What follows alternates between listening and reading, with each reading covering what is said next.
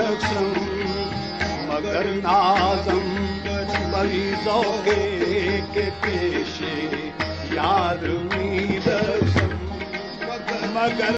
میرا سوال ہے کہ پچھلے کچھ عرصے سے روحانی طور پر تو اللہ مہربان ہے، اپنے پیارے بندوں کی محبت عطا کر رہا ہے جیسے بابا حضور سے، لیکن دنیاوی طور پر جیسے کوئی کام نہ ہو رہا ہو اور سب دروازے جیسے بند ہوں، ایسی کیفیت میں کیا کرنا چاہیے؟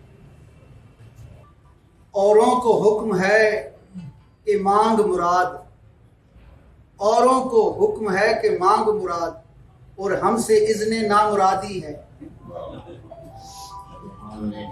قیامت کے دن جب سب لوگوں کا حساب کتاب کے بعد سزا ملے گی تو اس دن شیطان کا کیا ہوگا؟ کیونکہ اب وہ جو کچھ بھی کر رہا ہے اس کی اللہ پاک سے اجازت لے رکھی ہے.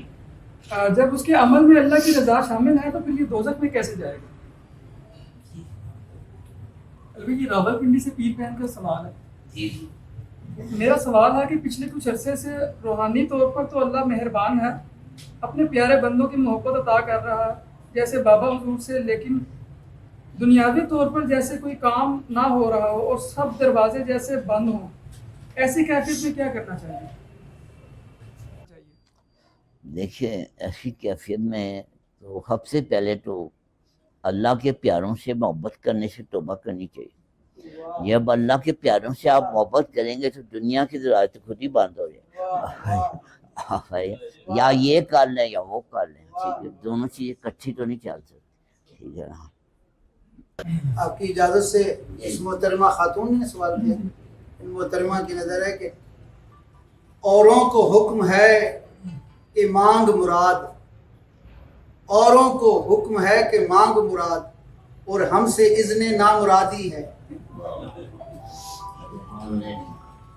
یہ ہے کہ وہ ڈاکٹر جاوید صاحب میرے مرشد کی اکثر بات کرتے تھے، ان سے بدلہ چکانے کے لیے، حساب برابر کرنے.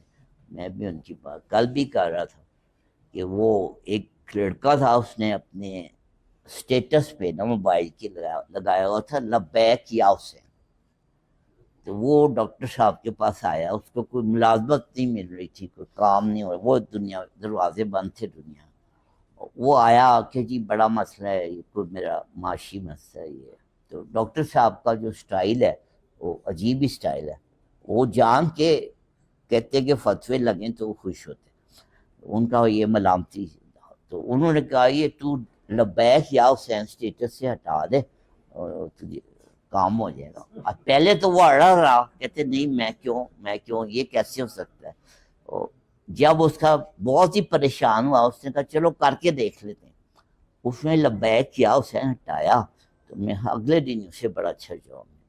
تو پھر آیا ڈاکٹر جاوید، میں کہتے یار بیوقوف آدمی، لبیک یا حسین لکھ کے تو دنیا تو نہیں ملتی نا. لبیک یا حسین والوں کو تو یہ ہٹا دو تو پھر دنیا میں چاہیے. آپ کی سب کے لطف طبع کے لیے میں بابا حضور نے ہمیں کہانی سنائی. ایک دفعہ ہیر نے لنگر پکایا تو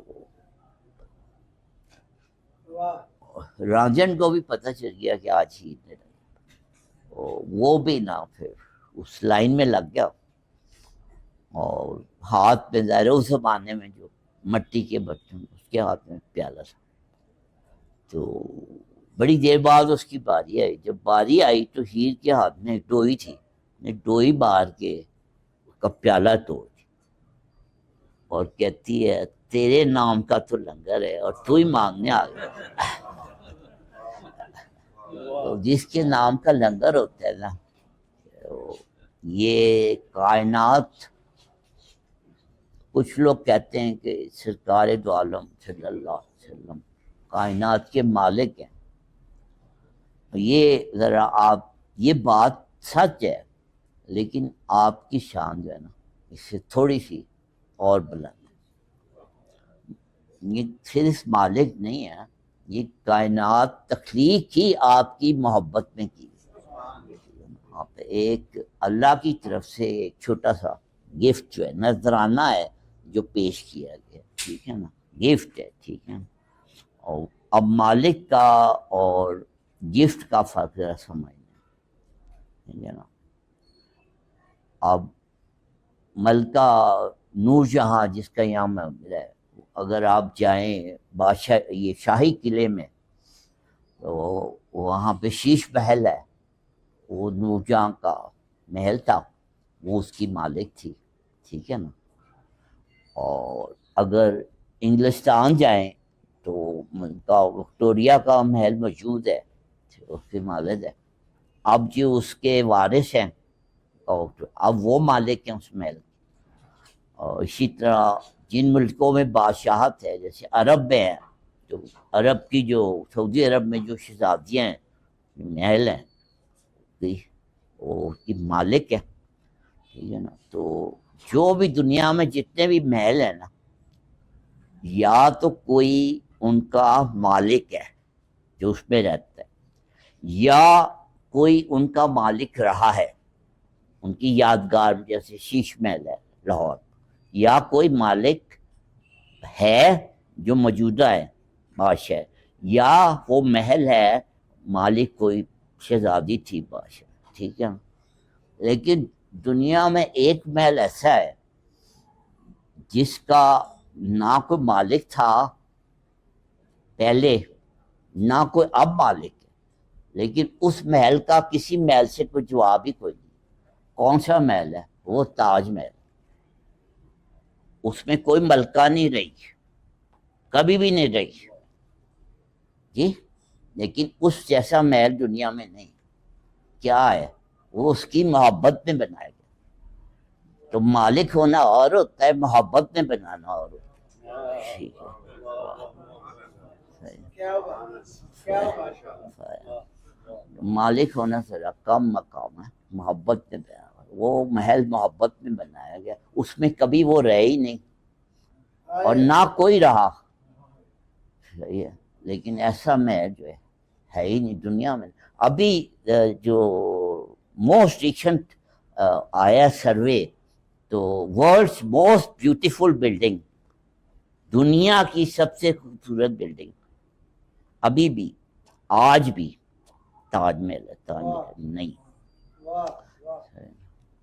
تو محبت کی بات ہے، سن لیں کہ جب پہلی دفعہ وہ وائسرائے جب ہوتا تھا، تو وائسرائے اپنی مسز کے ساتھ جب پہلی دفعہ تاج محل میں گیا ہے، اس کی پہلی نظر پڑی ہے نا، تو اس نے، اس کی وائف نے وائسرائے کو مخاطب کر کے کہا کہ اگر تو وعدہ کرے کہ میرے لیے ایسا محل بنائے گا، میں ابھی بننے کو تیار. یہ وائسرائے کی بیگم نے. تو یہ ہے تاج. تو محبت جو ہے نا، یہ اس کے کرشمے ہی اور ہے. وہ بات ہو رہی تھی دنیا کی اس طلب سے بات شروع ہوئی تھی، تو جن کی محبت میں کائنات بنائی گئی ہے، تو ان سے جب اللہ نے پوچھا تو آپ نے کہ آپ کے لیے کیا عطا کریں، آپ نے فرمایا کہ اے میرے رب، میں چاہتا ہوں کہ میں 2 دن فاقہ کروں اور 1 دن کھانا. جن کی محبت میں یہ کہا، ٹھیک ہے. تو آپ اللہ کے پیاروں سے پیار کر کے پھر دنیا بھی چاہ رہے، یہ تو نہیں ہوتا نا. آپ معراج پہ تشریف لے گئے تو آپ، لیکن لباس میں پیوند ہے. تو یہ ہوتی ہے پھر اللہ کے پیاروں سے. یا تو ان لوگوں سے محبت نہ کریں. تو اللہ کے پیاروں نے تو اپنی زندگی ایسی گزاری تھی. تو اللہ کا پیارا جو ہوگا، کوئی آپ سے پیار کرے گا، زیادہ سے زیادہ کیا کرے گا؟ یہ کہے گا نا کہ تیری زندگی میری طرح ہو جائے، ٹھیک ہے. اور اگر اس نے کہہ دیا تو گئے آپ کام سے گئے.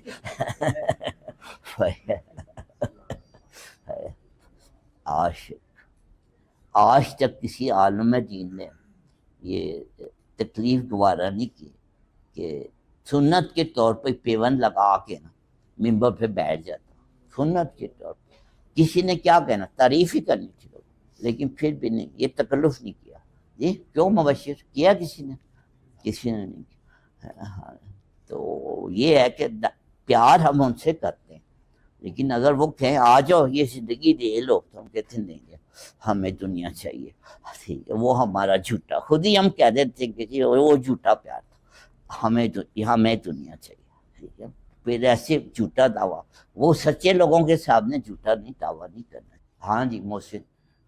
علی بھائی اس میں خواجہ غلام فرید کا ایک کلام ہے، اس میں ایک شعر ہے جیسا وہ ابھی یہ بات چل رہی ہے کہ تھی فرد اغیارو رہن، بیکار کم کارو رہن، آزاد گر بارو رہن، شاغل بشر ایویں ہوندن. خواجہ غلام فرید کا اس میں یہ ان کا کلام ہے، اس میں یہ شعر ہے. دوبارہ تھوڑا سوچ سے پڑھ دوں.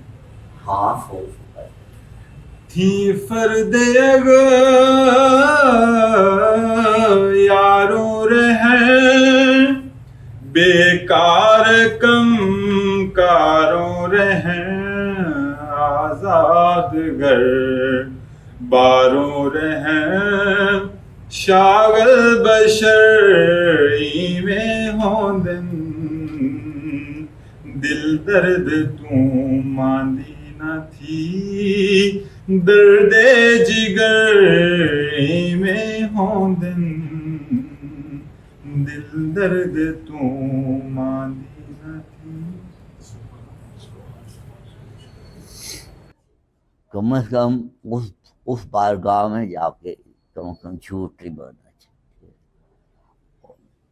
عشق کوئی زور تو نہیں، عشق پہ کوئی زور تو نہیں ہے، ان کا کوئی زور تو نہیں ہے کہ مجھ سے عشق کرو، نہیں ہے تو چپ بیٹھ جائیں.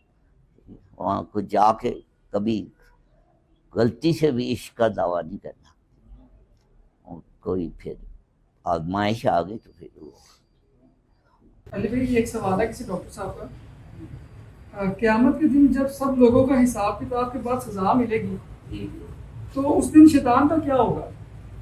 کیونکہ اب وہ جو کچھ بھی کر رہا ہے اس کی اللہ پاک سے اجازت لے رکھی ہے. جب اس کے عمل میں اللہ کی رضا شامل ہے تو پھر یہ دوزخ میں کیسے جائے گا؟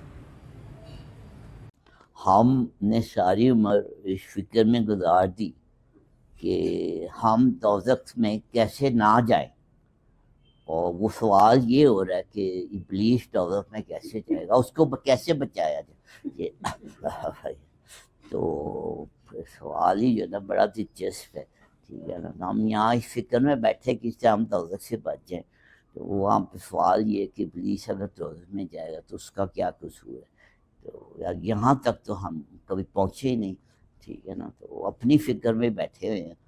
تو ابلیس کا پھر اگر اللہ مالک اور اللہ نے اگر اس کو رضا دی ہوئی، اللہ جانے ابلیس جانے، تو معاملے میں ہم کیا بول سکتے. اتنا میں ضرور کہہ دوں گا کہ جو کوئی بندہ